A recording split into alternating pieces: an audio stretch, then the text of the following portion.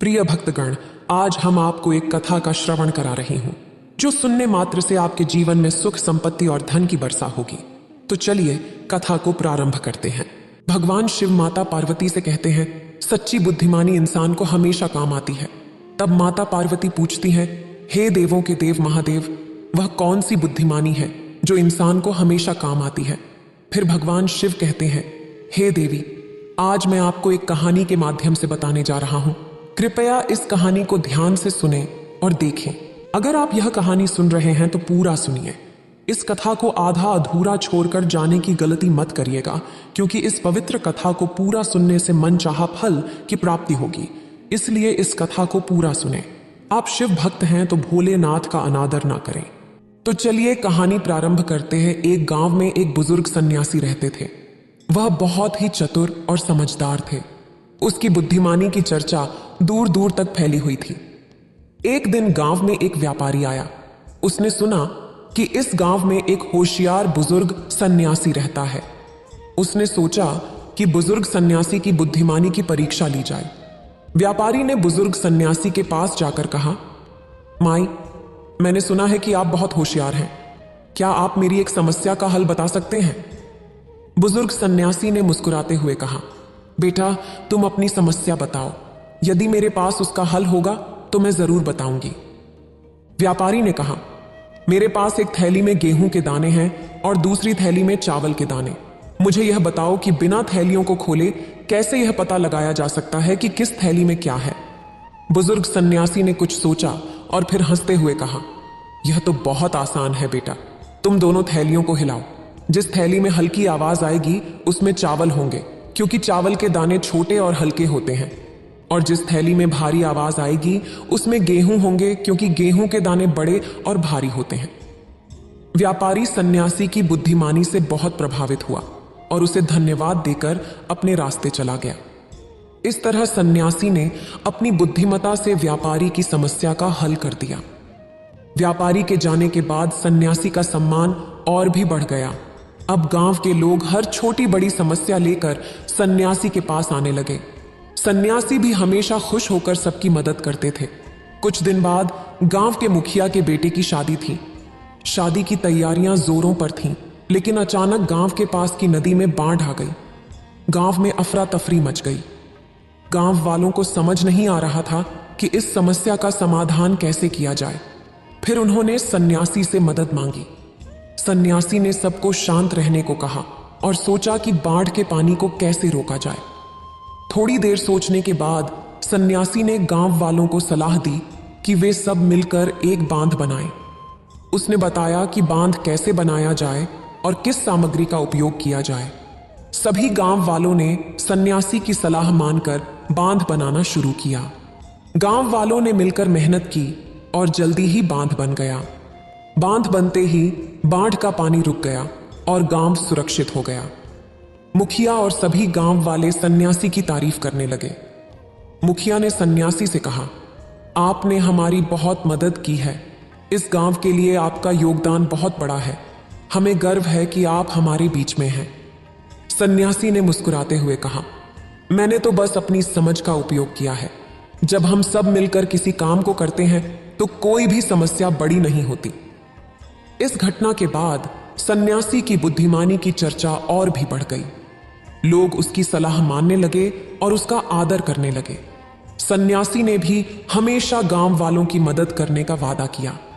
इस तरह सन्यासी की बुद्धिमता और समझदारी ने गांव को कई बार संकटों से बचाया और सभी ने मिलजुल कर सुख शांति से रहना सीख ही रहा था कि कुछ समय बाद गांव में एक और समस्या उत्पन्न हो गई। गांव के पास का जंगल, जो गांव के जीवन के लिए महत्वपूर्ण था, उसमें अचानक आग लग गई। आग बहुत तेजी से फैल रही थी और गांव को खतरा था। गांव वालों को समझ नहीं आ रहा था कि आग पर कैसे काबू पाया जाए। वे फिर से सन्यासी के पास पहुंचे। सन्यासी ने गांव वालों को देखा और तुरंत निर्णय लिया कि आग को रोकने के लिए सभी को एकजुट होना होगा। उसने गांव वालों को सलाह दी कि वे तुरंत दो दल बनाएं। एक दल आग बुझाने के लिए और दूसरा दल गांव के महत्वपूर्ण सामानों को सुरक्षित स्थान पर ले जाने के लिए। पहले दल ने पास की नदी से बाल्टियों में पानी लाकर आग पर डालना शुरू किया। दूसरे दल ने गांव के बच्चों, बुजुर्गों और जरूरी सामान को सुरक्षित जगह पर पहुंचाने का काम किया। सन्यासी ने खुद आग बुझाने वाले दल का नेतृत्व किया और गांव के लोगों का हौसला बढ़ाया। गांव वालों की कड़ी मेहनत और सन्यासी की समझदारी से आग पर धीरे धीरे काबू पाया गया। कुछ ही घंटों में आग बुझा दी गई और गांव फिर से सुरक्षित हो गया। गांव वालों ने राहत की सांस ली और सन्यासी को धन्यवाद दिया। मुखिया ने सन्यासी से कहा, आपकी समझदारी और नेतृत्व ने फिर से हमें बचा लिया। हम आपका धन्यवाद करते हैं। सन्यासी ने जवाब दिया, यह हमारी एकता और मेहनत का परिणाम है। जब हम सब मिलकर किसी समस्या का सामना करते हैं तो हम उसे हल कर सकते हैं। मुझे गर्व है कि मैं इस गांव का हिस्सा हूं। इस घटना के बाद सन्यासी का सम्मान और बढ़ गया। गांव के लोग उसकी बुद्धिमानी और नेतृत्व की प्रशंसा करने लगे। सन्यासी ने हमेशा की तरह गांव के लोगों की मदद करना जारी रखा और सभी ने मिलकर गांव को एक खुशहाल और सुरक्षित स्थान बनाया। समय बीतता गया और सन्यासी की उम्र भी ढलने लगी, लेकिन उसकी बुद्धिमत्ता और समझदारी में कोई कमी नहीं आई। एक दिन गांव में एक नई चुनौती आई। गांव के पास के खेतों में एक नया कीट आ गया जो फसलों को बर्बाद कर रहा था। गांव के किसान बहुत परेशान थे क्योंकि यह उनके जीवनयापन का मुख्य साधन था। किसान तुरंत सन्यासी के पास गए और अपनी समस्या बताई। सन्यासी ने किसानों की समस्या को ध्यान से सुना और कुछ देर सोचा। फिर उसने कहा कि इस कीट को भगाने के लिए हमें प्राकृतिक उपायों का सहारा लेना होगा। हम इन कीटों के प्राकृतिक शत्रुओं को लाकर खेतों में छोड़ सकते हैं ताकि ये कीट नष्ट हो जाए। इसके अलावा हमें फसलों पर कुछ प्राकृतिक नुस्खे भी आजमाने होंगे। सन्यासी ने किसानों को कुछ पौधों के मिश्रण और नीम के तेल से एक विशेष घोल बनाने की विधि बताई जिसे फसलों पर छिड़कना था। उसने यह भी बताया कि किस प्रकार कुछ पक्षियों और कीटों को खेतों में लाकर प्राकृतिक संतुलन बहाल किया जा सकता है। किसानों ने सन्यासी की सलाह मानकर तुरंत काम करना शुरू किया। उन्होंने सन्यासी के बताए हुए घोल को फसलों पर छिड़का और प्राकृतिक शत्रुओं को खेतों में छोड़ा। कुछ ही दिनों में खेतों की स्थिति में सुधार होने लगा और कीटों का प्रकोप कम हो गया। गांव के किसान बहुत खुश हुए और उन्होंने सन्यासी का धन्यवाद किया। मुखिया ने गांव के सभी लोगों के सामने सन्यासी की प्रशंसा की और कहा, सन्यासी महात्मा न केवल होशियार है बल्कि हमारे लिए एक मार्गदर्शक भी है। उसकी सलाह और ज्ञान ने हमें कई बार मुश्किलों से बचाया है। हमें गर्व है कि वह हमारे साथ है। सन्यासी ने मुस्कुराते हुए कहा, मैंने तो केवल अपने अनुभव और ज्ञान का उपयोग किया है। सच्ची बुद्धिमत्ता और समझदारी वही होती है जो दूसरों के काम आए। हमें हमेशा एकजुट होकर और समझदारी से काम करना चाहिए। इस प्रकार सन्यासी ने फिर से अपनी बुद्धिमानी और नेतृत्व से गांव को एक बड़ी समस्या से बचाया। गांव के लोग अब और भी ज्यादा एकजुट हो गए और हर समस्या का सामना मिलजुल कर करने लगे। सन्यासी की समझदारी और उनके निःस्वार्थ सेवा भाव ने गांव को एक आदर्श गांव बना दिया जहां सभी लोग सुख और शांति से रहते थे। हमें हमेशा दूसरों की भलाई के लिए अपने ज्ञान का उपयोग करना चाहिए और एकजुट होकर हर मुश्किल का सामना करना चाहिए। कुछ वर्षों बाद सन्यासी की उम्र के साथ उसकी सेहत भी धीरे धीरे कमजोर होने लगी। गांव के लोग उसकी सेवा और देखभाल में जुट गए। उन्होंने उसके द्वारा सिखाई गई बातों को अपने जीवन में उतार लिया था और अब वे अपनी समस्याओं का समाधान खुद ही निकालने लगे थे। एक दिन गांव में एक महत्वपूर्ण सभा आयोजित की गई जिसमें मुखिया और सभी गांव वाले उपस्थित थे। मुखिया ने सन्यासी को भी बुलाया और सभी के सामने कहा, सन्यासी महात्मा ने हमें जीवन के हर पहलू में मार्गदर्शन दिया है। आज हम सब उसकी सेवा और समझदारी के लिए उनका सम्मान करना चाहते हैं। सभा में उपस्थित सभी लोगों ने तालियां बजाईं और सन्यासी को सम्मानित किया। सन्यासी ने नम आंखों से सबका आभार व्यक्त किया और कहा, आप सभी का प्यार और सम्मान मेरे लिए सबसे बड़ी पूंजी है। मैंने जो कुछ भी किया वह आपकी भलाई के लिए था। मुझे गर्व है कि मैं आपके बीच में हूं। सभा के बाद सन्यासी ने मुखिया से कहा, अब मेरा समय आ गया है कि मैं अपनी आखिरी यात्रा पर निकलूं। मैंने अपनी जिम्मेदारियां पूरी कर दी हैं। अब मैं चाहता हूं कि आप सब मिलकर इस गांव को और भी खुशहाल बनाएं। मुखिया और गांव वालों ने उसकी बातों को समझा और उसे विदाई दी। उनके जाने के बाद भी गांव वाले उसकी सिखाई बातों को याद रखते और उसका अनुसरण करते रहे। सन्यासी की बुद्धिमता, समझदारी और निस्वार्थ सेवा ने गांव को एक आदर्श स्थान बना दिया। उसकी यादें और शिक्षाएं हमेशा गांव वालों के दिलों में जीवित रहीं और गांव ने उसकी स्मृति में एक स्मारक भी बनवाया ताकि आने वाली पीढ़ियां भी उसकी शिक्षाओं से प्रेरणा ले सकें। फिर भगवान शिव कहते हैं, इस प्रकार सन्यासी की कहानी ने हमें यह सिखाया कि सच्ची बुद्धिमानी और समझदारी का उपयोग करके हम न केवल अपनी बल्कि दूसरों की भी मदद कर सकते हैं। एकजुटता और निस्वार्थ सेवा से हम किसी भी कठिनाई का सामना कर सकते हैं और समाज को एक बेहतर स्थान बना सकते हैं। सन्यासी के जाने के बाद गांव में उसका स्थान कोई नहीं ले सका, लेकिन उसकी शिक्षाओं और सिद्धांतों को अपनाकर गांव वालों ने एक नई परंपरा शुरू की।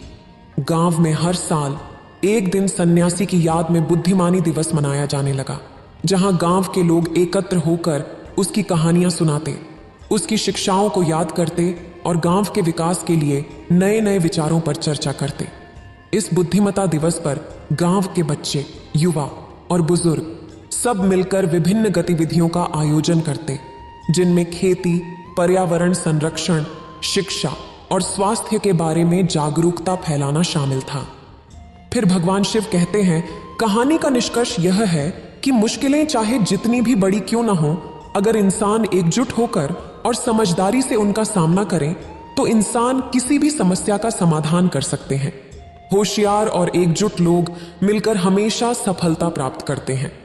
कहानी का अंत यही है कि सच्ची बुद्धिमानी और समझदारी से किसी भी समस्या का समाधान किया जा सकता है। उसी गांव में एक दिन एक और चुनौती आई। गांव के पास के जंगल में वन्य जीवों की संख्या अचानक बढ़ गई और वे गांव के खेतों में आकर फसलें नुकसान पहुंचाने लगे। गांव वालों ने फिर से एक सभा बुलाई और सन्यासी की शिक्षाओं को ध्यान में रखते हुए इस समस्या का समाधान खोजने का निर्णय लिया।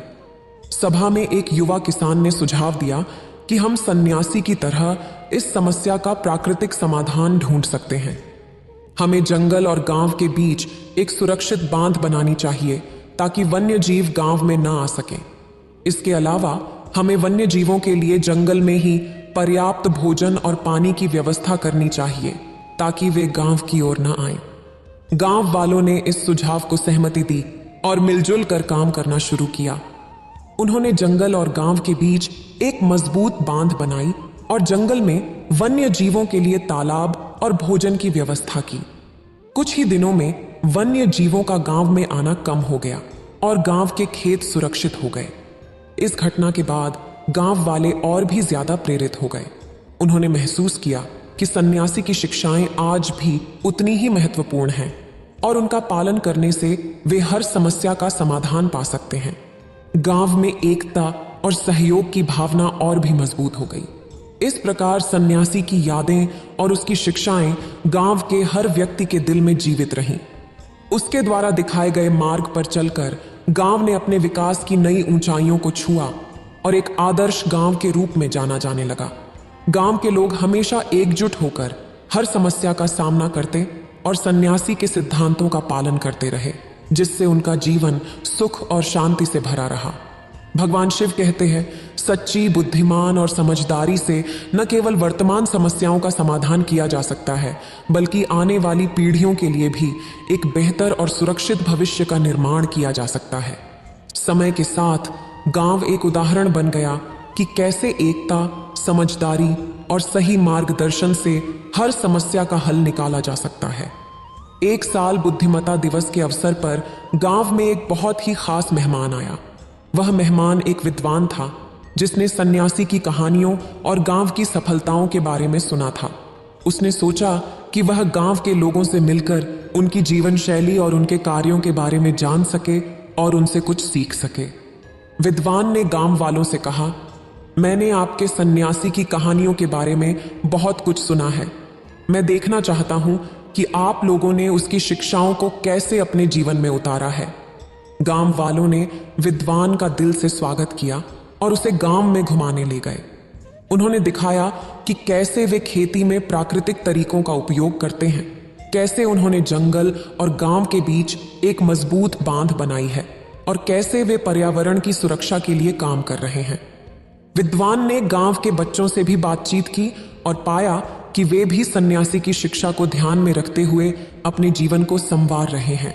बच्चों ने उसे बताया कि कैसे वे अपने बुजुर्गों का सम्मान करते हैं, एकजुट होकर खेलते हैं और समस्याओं का समाधान मिलकर निकालते हैं। विद्वान बहुत प्रभावित हुआ और गांव वालों से कहा कि आप लोगों ने साबित कर दिया है कि सच्ची बुद्धिमत्ता और समझदारी से किसी भी मुश्किल का सामना किया जा सकता है। आपने न केवल सन्यासी की शिक्षाओं को अपनाया है बल्कि उसे जीवन का हिस्सा बना लिया है। आपका गांव एक आदर्श गांव है जिससे हर कोई सीख सकता है। गांव के लोग विद्वान की बातों से खुश हुए और उन्होंने उसे धन्यवाद दिया। उन्होंने विद्वान से कहा, हमने सन्यासी से सीखा है कि एकता और समझदारी से हर समस्या का हल निकाला जा सकता है। हम हमेशा उसकी शिक्षाओं का पालन करते रहेंगे और अपनी आने वाली पीढ़ियों को भी यही सिखाएंगे। विद्वान ने गांव से विदा लेते हुए कहा, मैं यहां से बहुत सी सीख लेकर जा रहा हूं। मैं दुनिया को आपके गांव के बारे में बताऊंगा ताकि और लोग भी आपकी तरह सच्ची बुद्धिमत्ता और समझदारी से अपने जीवन को संवार सकें। इस तरह सन्यासी की शिक्षाएं और गांव की कहानियां दूर दूर तक फैल गईं और गांव एक प्रेरणा स्रोत बन गया और उसकी सफलता की कहानियां हर जगह गूंजने लगीं। गांव के लोग गर्व के साथ सन्यासी की यादों को संजोए रखते और उसकी शिक्षाओं का पालन करते रहे। फिर भगवान शिव कहते हैं कि सच्ची बुद्धिमत्ता, समझदारी और एकता से न केवल व्यक्तिगत समस्याओं का समाधान किया जा सकता है बल्कि समाज को भी एक बेहतर स्थान बनाया जा सकता है। सन्यासी की शिक्षाएं इस बात का प्रमाण है कि निस्वार्थ सेवा और सही मार्गदर्शन से हम हर मुश्किल का सामना कर सकते हैं और दूसरों के लिए एक उदाहरण बन सकते हैं। फिर विद्वान के जाने के बाद गांव वालों ने और भी उत्साह के साथ अपने कार्यों को जारी रखा। उन्होंने गांव में एक पुस्तकालय बनाने का निर्णय लिया जिसमें सन्यासी की कहानियों, उसकी शिक्षाओं और अन्य ज्ञानवर्धक पुस्तकों का संग्रह किया जाए। पुस्तकालय का नाम बुद्धिमत्ता पुस्तकालय रखा गया और इसे सन्यासी के सम्मान में समर्पित किया गया। पुस्तकालय के निर्माण के बाद गांव के बच्चों और युवाओं ने वहां नियमित रूप से जाना शुरू कर दिया। वे वहां न केवल किताबें पढ़ते बल्कि आपस में चर्चा भी करते कि कैसे सन्यासी की शिक्षाओं को और बेहतर तरीके से अपने जीवन में लागू किया जा सकता है। पुस्तकालय ज्ञान का केंद्र बन गया और गांव के विकास में महत्वपूर्ण भूमिका निभाने लगा। एक दिन गांव में एक नई समस्या आई। गांव के पास एक बड़ी कंपनी ने फैक्ट्री लगाने की योजना बनाई जिससे गांव के पर्यावरण को खतरा था। गांव वाले चिंतित हो गए और उन्होंने तुरंत एक सभा बुलाई। सभा में सभी ने मिलकर निर्णय लिया कि वे इस समस्या का हल सन्यासी की शिक्षा के अनुसार शांतिपूर्ण और समझदारी से करेंगे। उन्होंने कंपनी के प्रतिनिधियों से मिलने का फैसला किया और अपने मुद्दों को स्पष्ट रूप से रखने की योजना बनाई। मुखिया और कुछ अन्य वरिष्ठ गांव वाले कंपनी के अधिकारियों से मिलने गए। उन्होंने कंपनी के अधिकारियों को गांव की स्थिति, पर्यावरण की महत्ता और फैक्ट्री से होने वाले संभावित नुकसान के बारे में बताया। उन्होंने कंपनी के अधिकारियों को यह भी बताया कि कैसे सन्यासी की शिक्षाओं के अनुसार वे हमेशा प्रकृति की रक्षा करते हैं और मिलजुल कर समस्याओं का समाधान निकालते हैं। कंपनी के अधिकारी गांव वालों की बातों से प्रभावित हुए। उन्होंने गांव वालों को आश्वासन दिया कि वे फैक्ट्री की योजना पर पुनर्विचार करेंगे और पर्यावरण को नुकसान पहुंचाए बिना ही कोई अन्य उपाय खोजेंगे। गांव वालों ने इस सफलता का जश्न मनाया और समझा कि सन्यासी की शिक्षाओं का पालन करके वे किसी भी समस्या का हल निकाल सकते हैं। इस घटना ने गांव के लोगों में और भी आत्मविश्वास भर दिया और वे और भी एकजुट हो गए। अब गांव में हर समस्या का समाधान सन्यासी की शिक्षाओं के अनुसार ही निकाला जाता है। गांव के बच्चे भी बड़े होकर अपनी जिम्मेदारियों को समझने लगे और उन्होंने सन्यासी की शिक्षाओं को अपने जीवन का हिस्सा बना लिया। सन्यासी का अंतिम संदेश यही है कि सही मार्गदर्शन, समझदारी और एकता से हम किसी भी समस्या का सामना कर सकते हैं। सन्यासी की शिक्षाएं न केवल गांव वालों के लिए बल्कि पूरी मानवता के लिए एक प्रेरणा स्रोत हैं। हमें हमेशा अपनी समझदारी और बुद्धिमानी का उपयोग दूसरों की भलाई के लिए करना चाहिए और एकजुट होकर हर मुश्किल का सामना करना चाहिए। गांव के लोग अब हर वर्ष बुद्धिमता दिवस पर एक नई परियोजना की शुरुआत करते, जिससे गांव का विकास और भी तेजी से हो सके। एक साल गांव के युवा नेताओं ने निर्णय लिया कि वे गांव में एक छोटे से अस्पताल की स्थापना करेंगे।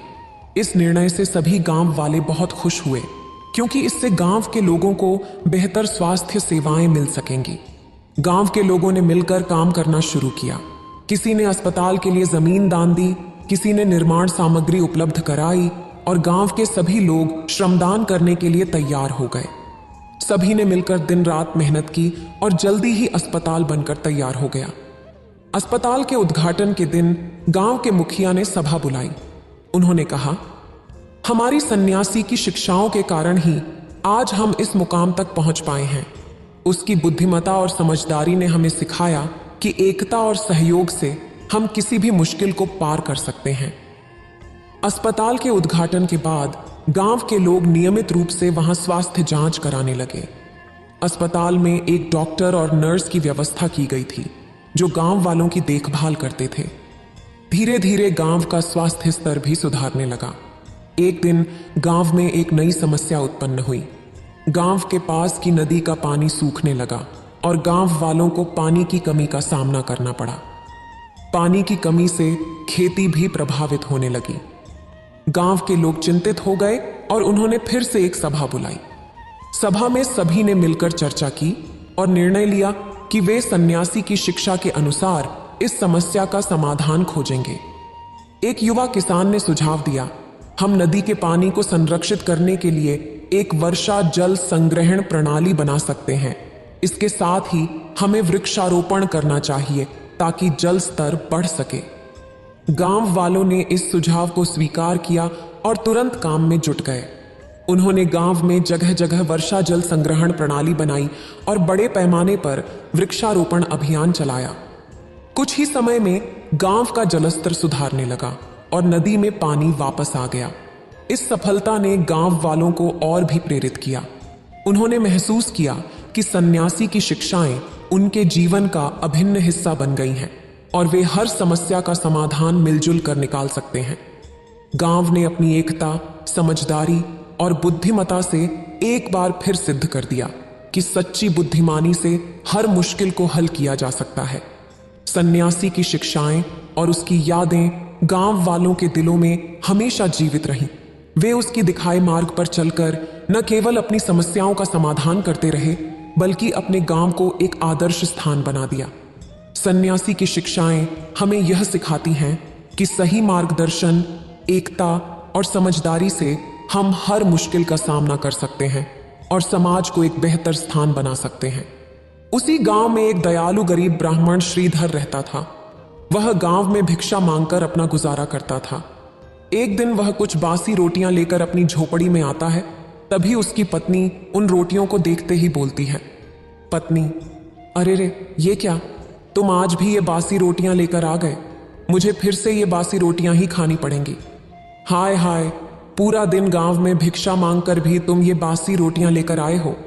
हे भगवान, ना जाने वो कौन सा दिन होगा जब तुम भिक्षा में मेरे लिए कुछ अच्छा लेकर आओगे। श्रीधर, अरे भाग्यवान, अब चुप हो जाओ।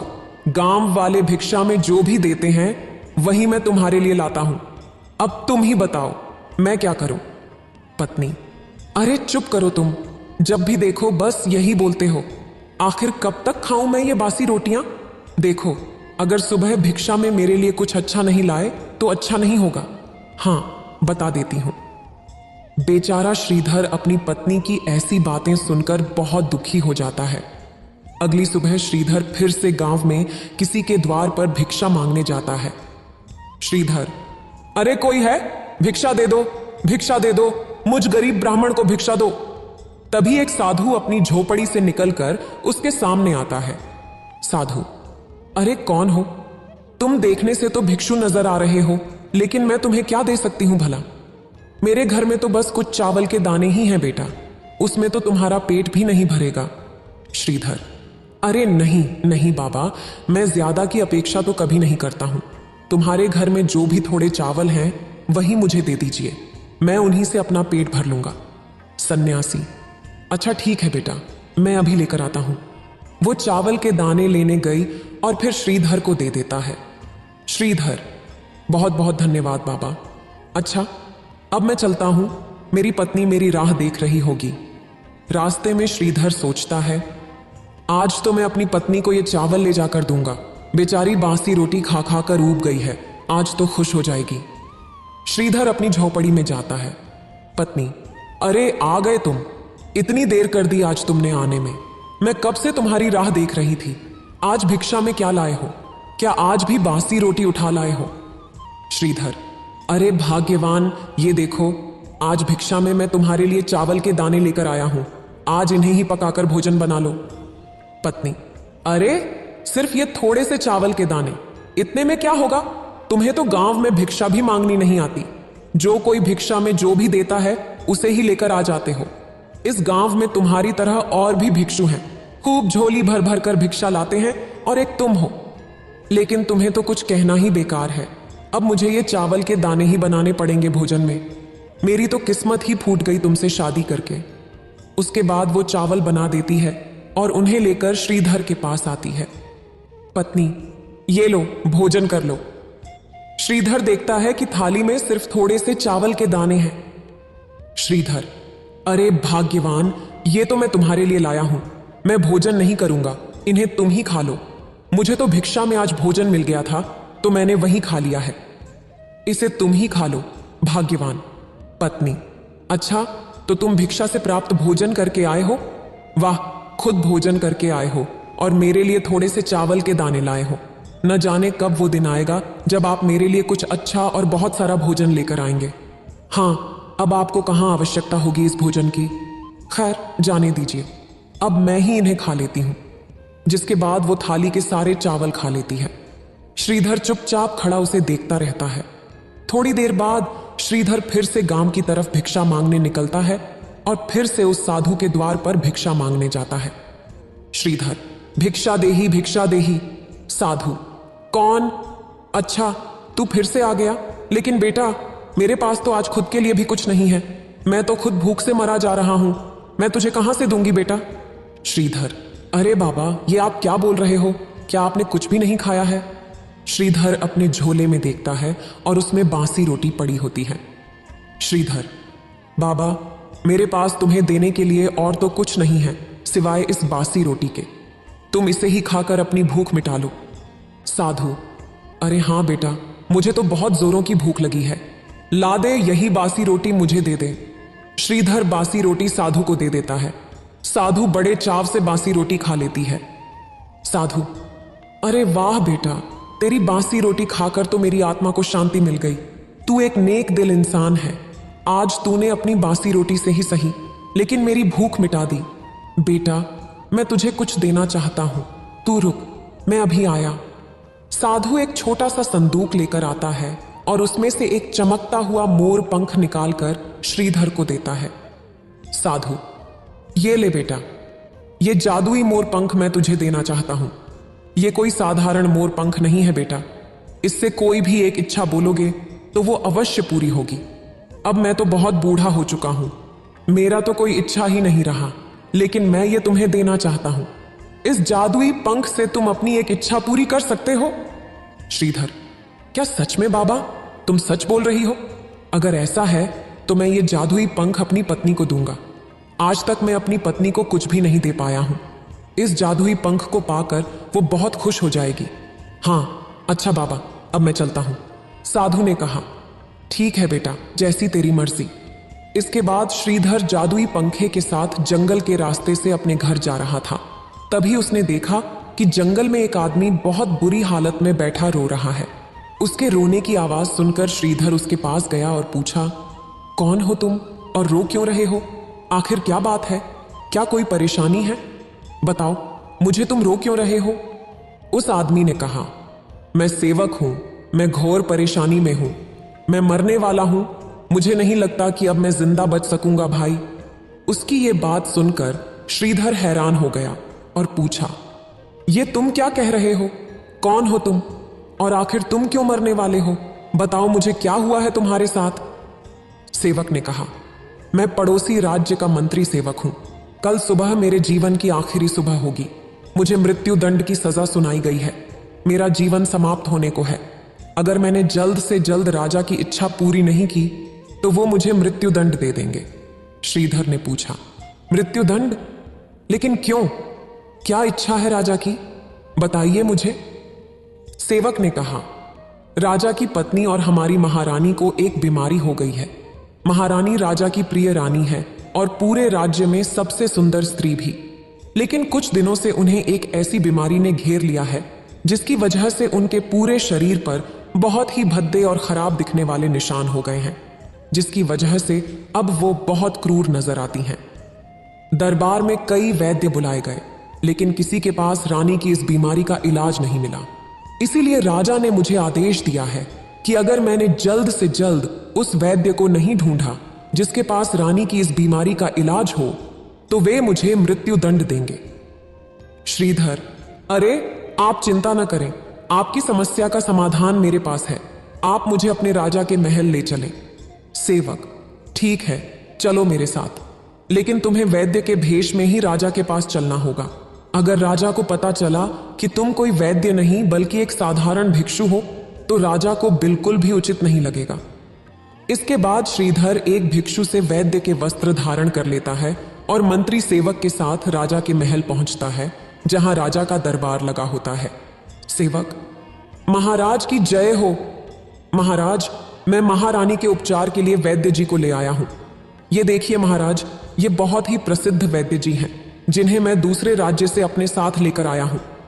राजा, अरे वाह मंत्री, हम तुमसे यही सुनना चाहते थे। आपका स्वागत है वैद्य जी।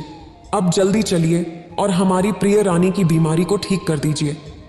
श्रीधर, जो आज्ञा महाराज। इसके बाद सभी रानी के पास जाते हैं, जहां रानी विश्राम कर रही होती है और कुछ दासियां रानी के पास बैठी सेवा कर रही होती हैं। राजा, उठिए हमारी प्रिय रानी, आपकी बीमारी ठीक करने के लिए दूसरे राज्य से प्रसिद्ध वैद्य जी आए हैं। तभी रानी अपनी आंखें खोलती हैं।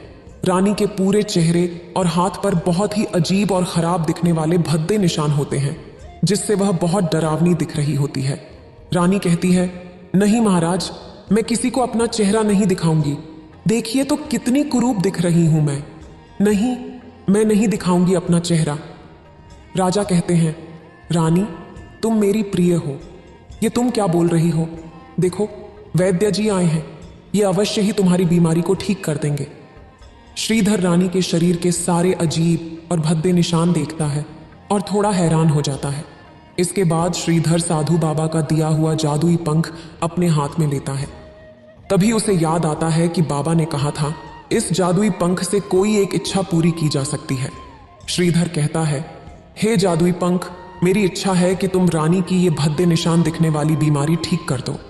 अगर रानी की बीमारी ठीक नहीं हुई तो बेचारे मंत्री सेवक को मृत्यु दंड दे दिया जाएगा।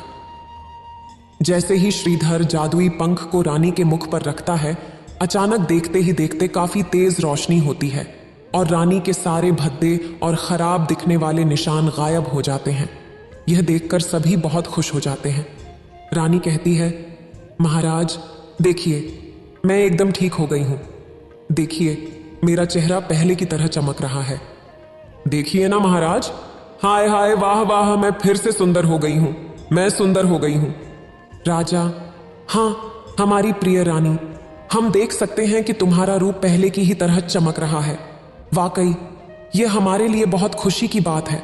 और हमारे प्रिय मंत्री, हम तुमसे बहुत प्रसन्न हुए। अब तुम्हें मृत्यु दंड नहीं दिया जाएगा। राजा, वैद्य जी, आपका बहुत बहुत धन्यवाद, जो आपने हमारी प्रिय रानी की बीमारी को ठीक कर दिया। हम आपको इनाम स्वरूप सोने की मोहरें देते हैं। इतना सुनते ही श्रीधर खुश हो जाता है। श्रीधर, आपका धन्यवाद महाराज, लेकिन आप एक सच नहीं जानते हैं। मैं कोई वैद्य नहीं हूं, बल्कि एक साधारण भिक्षु हूं, जो आपके ही राज्य से दूर एक छोटे से गांव में भिक्षा मांगा करता हूं। आपके मंत्री ने मुझे रानी की दशा के बारे में बताया तो मैं मंत्री को मृत्युदंड से बचाने यहां आपके महल में आ गया। राजा उसकी बात सुनकर थोड़ा हैरान हो जाता है। मंत्री, महाराज, मैंने आपसे यह झूठ बोला। ये कोई वैद्य नहीं बल्कि एक साधारण भिक्षु है। मुझे माफ कर दीजिए महाराज। राजा, हमने तुम्हें माफ कर दिया है। तुम्हारे इस झूठ से हमें आज यह सीख मिली है कि एक साधारण भिक्षु भी अपने ज्ञान से बहुत बड़ा हो सकता है। व्यक्ति का कर्म ही उसे बड़ा बनाता है। सभी दरबार में राजा की यह बात सुनकर खुश हो जाते हैं। तभी श्रीधर को सोने की मोहरें दी जाती हैं, जिन्हें लेकर वह अपने घर चला जाता है। पत्नी, अरे कहाँ चले गए थे आप? मैंने आपको हर जगह ढूंढा, बताइए मुझे। तभी श्रीधर उसे सारी बात बताता है। पत्नी, अरे क्या आप सच बोल रहे हैं? मुझे माफ कर दीजिए। मैंने आपको कितना कुछ भला बुरा कहा और आपने कभी पलट कर एक शब्द भी नहीं कहा। आप सच में बहुत नेक दिल और ज्ञानी इंसान हैं। मुझे माफ कर दीजिए। श्रीधर, मैंने तुम्हें माफ कर दिया है भाग्यवान। मेरे मन में तुम्हारे लिए कोई बुरी भावना नहीं है। जो हुआ सो हुआ। तुम्हें अपनी गलती का एहसास हो गया। मेरे लिए इतना ही काफी है, भाग्यवान। इसके बाद श्रीधर और उसकी पत्नी हंसी खुशी रहने लगते हैं। फिर भगवान शिव कहते हैं, यह कहानी हमें सिखाती है कि सच्ची बुद्धिमानी हमेशा हमारे काम आती है, चाहे परिस्थिति कैसी भी हो। कहानी का सार यह है कि बुद्धिमता और एकता से बड़ी समस्या का समाधान किया जा सकता है। बुद्धिमान व्यक्ति हमेशा दूसरों की भलाई के लिए अपने ज्ञान का उपयोग करता है। इतना कहकर भगवान शिव इस कहानी को समाप्त करते हैं। इस वीडियो को बोलते समय कोई त्रुटि हो तो मैं क्षमा चाहती हूँ। उम्मीद है आप सभी को यह वीडियो अच्छी लगी होगी। अगर आप शिव के सच्चे भक्त हैं तो चैनल को सब्सक्राइब और वीडियो को लाइक करके कमेंट में हर हर महादेव लिख दीजिए।